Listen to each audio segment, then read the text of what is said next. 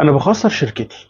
كلمة بنسمعها من مهندسين كتير بيشتغلوا في التسعير وبيشتغلوا في التندر.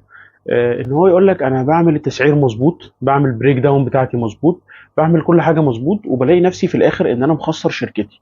مديهم سعر يجوا يشتغلوا بيه يلاقوه خسران.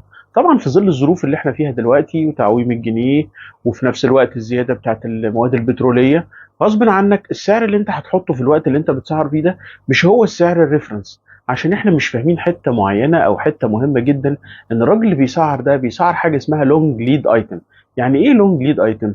يعني حاجه بتتعمل في خلال وقت طويل. انا النهارده مش بسعر مثلا موبايل وهنزل ابيعه بكره الصبح، لا، ده انا بسعر بند. البند ده ممكن يشتغل بعد اسبوع، بعد شهر، بعد سنتين، بعد سنه، الله اعلم حسب الايه المده بتاعت المشروع. عشان كده النهارده في ظل الايام اللي احنا فيها دي هنبتدي نغير الكونسبت والاستراتيجي بتاعت التسعير